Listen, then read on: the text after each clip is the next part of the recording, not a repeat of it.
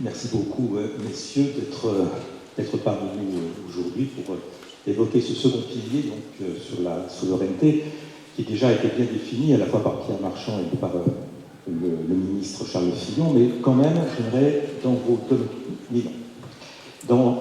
J'ai dit Fillon? Ah, oui.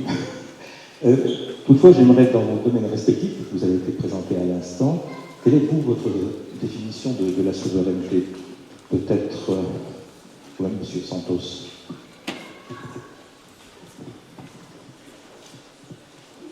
C'est une question compliquée, mais je pense d'abord que la souveraineté totale n'existe pas ou n'existe plus.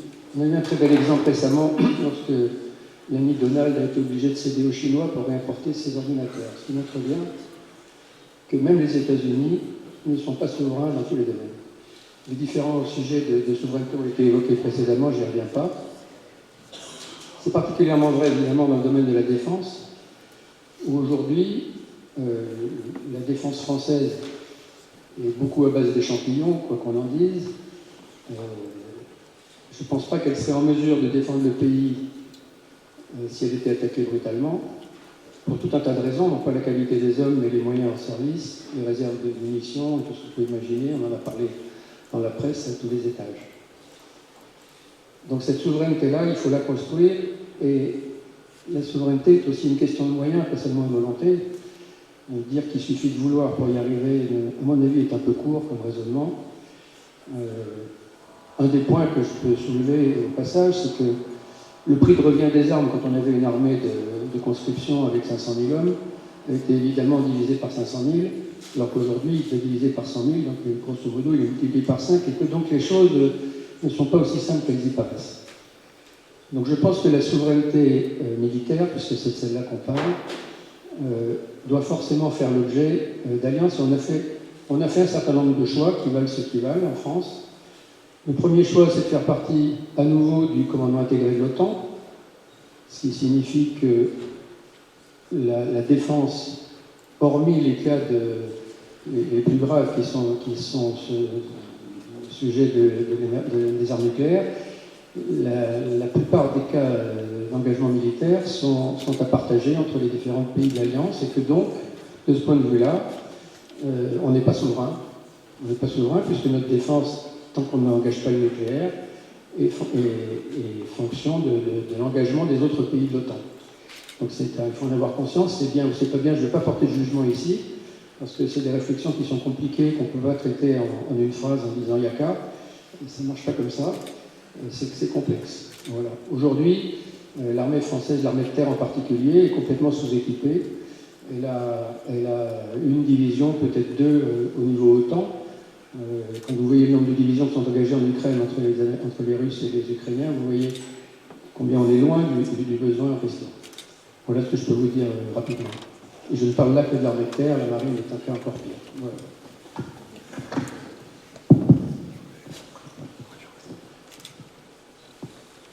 Moi, j'ai renforcé mes convictions sur la souveraineté au contact des pays en développement, à force de les étudier et surtout à force de les traduire.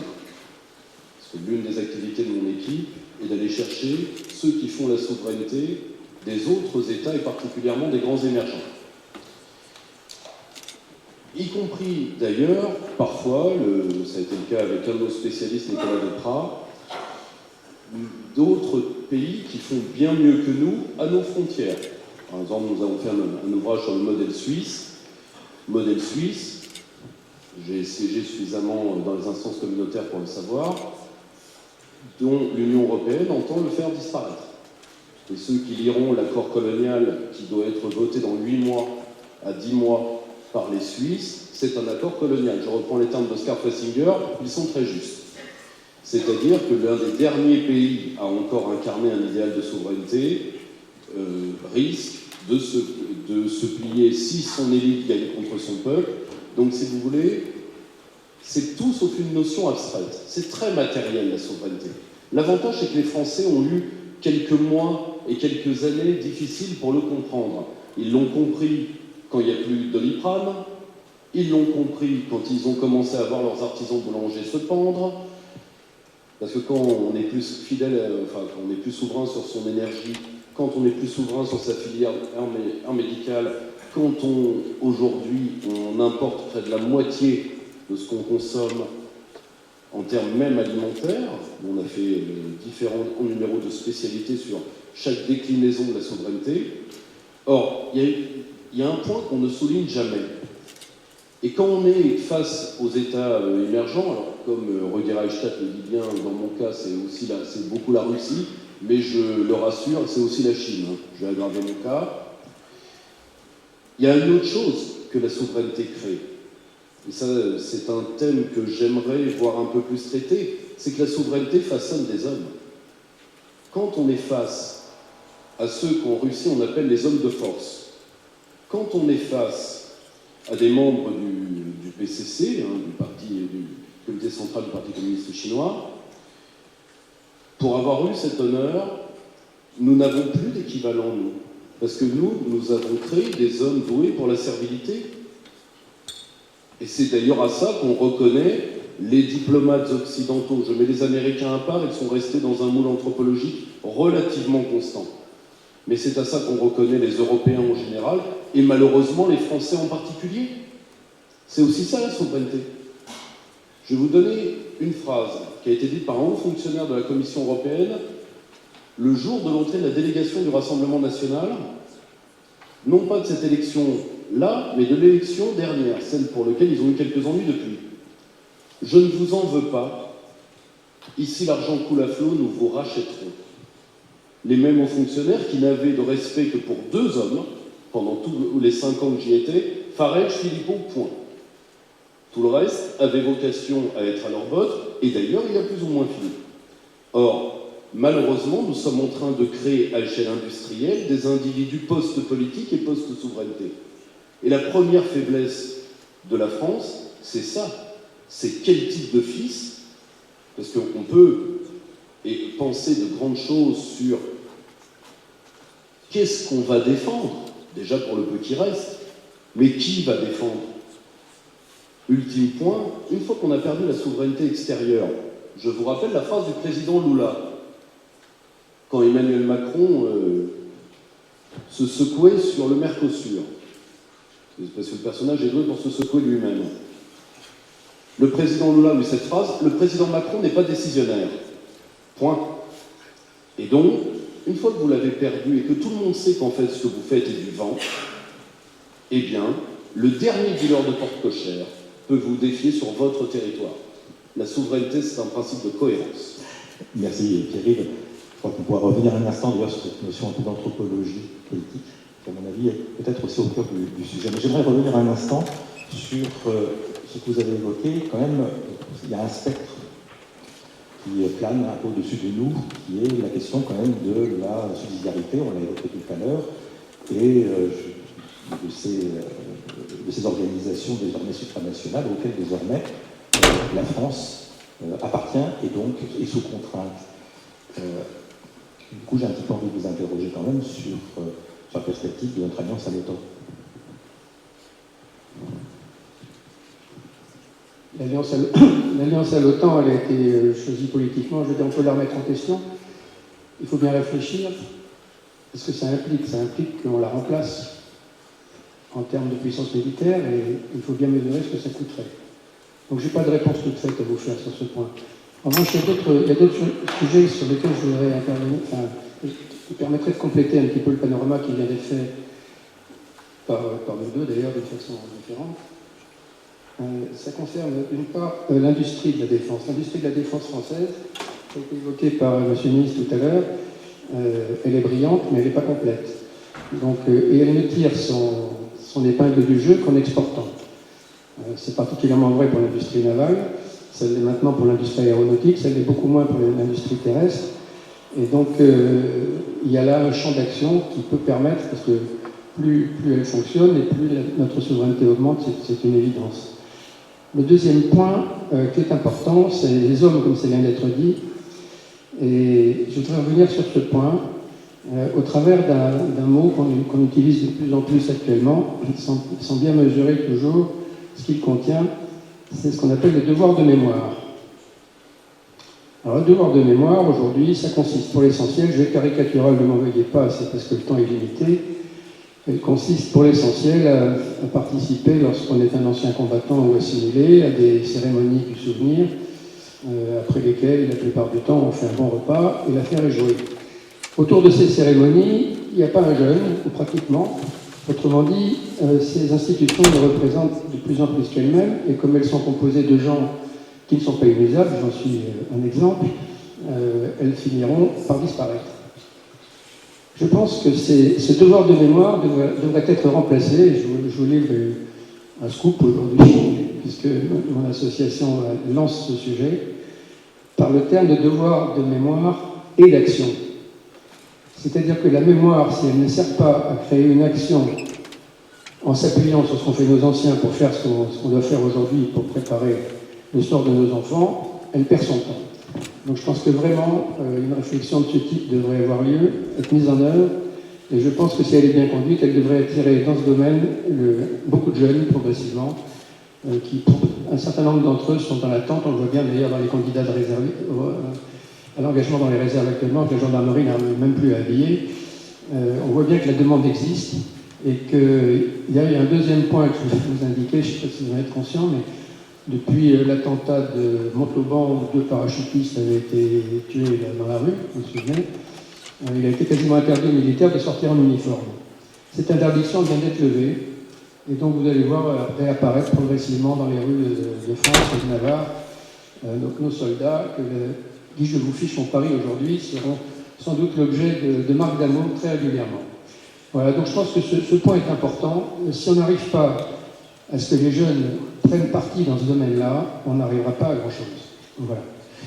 Merci. Si vous me permettez un instant, j'enseigne dans ce qu'on appelle une grande école, et je vois depuis maintenant quelques années de plus en plus de candidats et de candidates à des concours qui s'orientent soit vers la gendarmerie, l'armée, l'ensemble de notre dispositif de défense et notre dispositif de renseignement également. J'ai de plus en plus de candidats et de candidates, je ne dis pas candidat-candidate pour faire bien, candidat. Voilà. qui s'orientent vers ces métiers. C'est assez spectaculaire, mais je pense que ce n'est pas simplement un effet de mode, c'est effectivement un vrai souci. Ça renvoie... Alors, Pierre, pardon, mais c'était un petit peu pessimiste quand même, cette anthropologie. Si je reprends le terme d'action, est-ce que l'on peut faire quelque chose? Moi, je n'ai aucune vocation à démoraliser qui que ce soit. C'est pas du tout le but. Je fais de la formation populaire depuis 20 ans. Je vois très bien ce que deviennent mes troupes. D'ailleurs, j'ai la même expérience que toi. Une partie de ceux qui sont passés par le cercle, je les retrouve aujourd'hui dans notre marine de guerre, etc. Le problème n'est pas là. Le problème, c'est que je vois évoluer, je suis politiste à la base. Donc, si tu veux, je vois évoluer notre monde politique et notre monde intellectuel, et malheureusement, tout le discours qu'on donne aux Français est un discours qui est biaisé. Le terme souveraineté européenne est à ce niveau-là, si tu veux, acméique. Mais, ce qu'il faut bien avoir en tête, c'est que malheureusement, on pourrait penser que ce n'est que de la communication. Ça fait depuis Giscard d'Estaing. Il y avait eu une très bonne intervention tout à l'heure, c'était sur l'industrie, et qui disait 81, pas du tout. Malheureusement, l'homme qui le premier a décidé de bousiller la France, c'est Giscard d'Estaing. De vouloir réduire ça à des comptes qu'on aurait à régler avec la gauche, malheureusement, ça nous fait plaisir, mais c'est comme si la souveraineté française existait encore. Comme disait Philippe Séguin, nous sommes en face à deux grossistes. Enfin, nous sommes en face à deux épiciers qui ont le même grossiste. Point. Moi, j'ai siégé chez le grossiste. Je sais à quelle sauce on va être bouffé. Parce que pour eux, ils ont déjà gagné. Et ils ont gagné par quoi? Et malheureusement, ce qui manque au relèvement de l'anthropologie nationale française, c'est un sens stratégique. C'est-à-dire, je vais te donner un exemple par rapport à l'intervention qui a eu lieu, eux, avant nous. Moi, je suis encore très surpris quand on me fait le coup. L'Union européenne, c'était très bien, et puis le grand méchant Delors, sorti de sa cuve de vodka, nous a trahis. Pas du tout. L'historiographie est très clair là-dessus. Et cette historiographie qui n'est qu'anglo-saxonne, je l'ai traduite en France, donc je suis bien placé pour le savoir. Je vous renvoie à l'ouvrage La Grande Dissimulation, préfacé par Jacques Sapir, qui a été fait par le chef archiviste du Parlement européen. Ce n'est pas du tout l'Union européenne, c'était gentil, à un moment, le grand méchant de l'or est arrivé et nous a tous loués.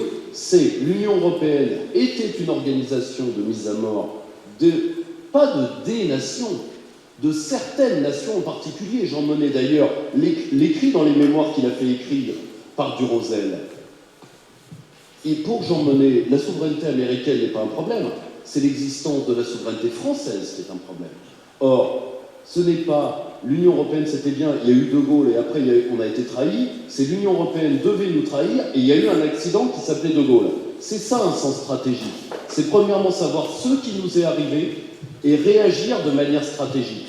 Or, aujourd'hui, on ne donne pas de sens stratégique à notre génération pour qu'elle reprenne ce que font les générations de tous les pays en développement, pour qu'elles reprennent la souveraineté pièce après pièce. Entreprise après entreprise, secteur après secteur. Comme disait Jean-Luc Gréau, grand économiste souverainiste, une filière de souveraineté, qu'elle parte par l'amont ou par l'aval, elle partira entière. C'est ça, c'est ce sens réaliste-là que j'aimerais voir enseigner. Merci. Alors, comme il nous reste très peu de temps, parce qu'on nous souligne, j'ai un chronomètre juste en face de moi, qui est terrible, je vais peut-être vous laisser simplement, s'il y a des points complémentaires sur lesquels vous voulez revenir ou développer, chacun a la parole, s'il vous plaît. Merci. J'ai deux points que je voulais juste indiquer et souligner. Le premier, c'est la cohérence des choix. Je vais donner un exemple. On a décidé d'avoir un porte-avions. C'est-à-dire qu'il faut que l'ennemi soit d'accord et nous attaque un jour sur deux. Ça n'a pas de sens. Les Anglais qui ont moins d'argent que nous en ont fait deux pour en avoir toujours un disponible. Ils ne sont pas nucléaires, certes, mais ils existent. Donc ces choix-là sont le résultat de calculs qui ne sont pas toujours portés dans la bonne direction. Le deuxième point concerne la réflexion stratégique, et j'en terminerai avec ça. Je pense que la réflexion stratégique militaire en France n'est plus au bon niveau. Vous n'avez que voir la surprise de tous nos états-majors au début de la guerre en Ukraine, en voyant l'importance des utilisations massives de drones que personne n'avait vu venir. Ce n'est pas les commentateurs de télévision que vous voyez là qui vont vous dire le contraire. Donc je pense que quand on regarde un petit peu comment est construite la décision stratégique en France, il y a grosso modo trois niveaux. Il y a les énarques qui ne connaissent pas grand-chose à la défense. Ensuite, il y a les ingénieurs de l'armement qui ont un petit peu le syndrome du Concorde et du Parc de France. On fait une fois, puis après on ne vend pas. Et puis après, il y a les états-majors, dont les officiers, dont j'ai fait partie, sont tous formés de la même façon. Et où donc l'esprit d'innovation et de rupture n'est pas enseigné ni favorisé. Voilà, je vous laisse juste sur ce point. Si je crois pour ceux qui connaissent un peu ce sujet, on se tout à fait d'accord avec vous sur ce point. Peut-être, Eric, pour terminer, alors stratégie militaire, mais aussi stratégie peut-être au niveau du patriotisme. Olivier Beau, qui est toujours d'ailleurs un très grand constitutionnaliste, avait résumé la souveraineté comme la puissance de l'État. En réalité, c'est une puissance d'existence, la souveraineté. Or, la vraie question derrière la question, c'est qui pense encore à une existence autonome de la France, particulièrement dans les groupes élitaires? La question, c'est pas le comment. C'est pas uniquement le comment. La question, c'est est-ce qu'on le veut ou pas, d'abord. Ensuite, vous savez, il y a deux exemples, moi, qui m'ont énormément frappé. La Corée du Sud, 45 millions d'habitants, et aussi un exemple beaucoup plus près de nous, beaucoup plus près géographiquement, quelqu'un que nous n'aimons pas, mais nous avons eu un grand tango historique avec son pays, qui est Erdogan. On peut dire ce qu'on veut d'Erdogan, mais pas qu'il n'ait pas réfléchi sur ce qu'était et ce que représentait être turc. Et il a fait, avec des moyens infiniment inférieurs aux nôtres, ce qu'il a fait de la Turquie est à regarder. Or, nous, et ça malheureusement, il suffit d'avoir vu les Français dans les organisations internationales pour le savoir, nous, le vrai problème, c'est avant tout les hommes. Rien n'est plus vrai que la phrase prêtée à Churchill, « Mettez des Français partout, ils trahiront leur pays ». C'est un médisant, on va dire ça comme ça. Écoutez, je vous remercie beaucoup d'être intervenu aujourd'hui, et malheureusement trop rapidement, nous avons, je crois, encore ouvert des portes de réflexion, davantage apporter de réponses, mais c'était, je crois, essentiel, et en plus nous avons respecté le temps. Merci à tous.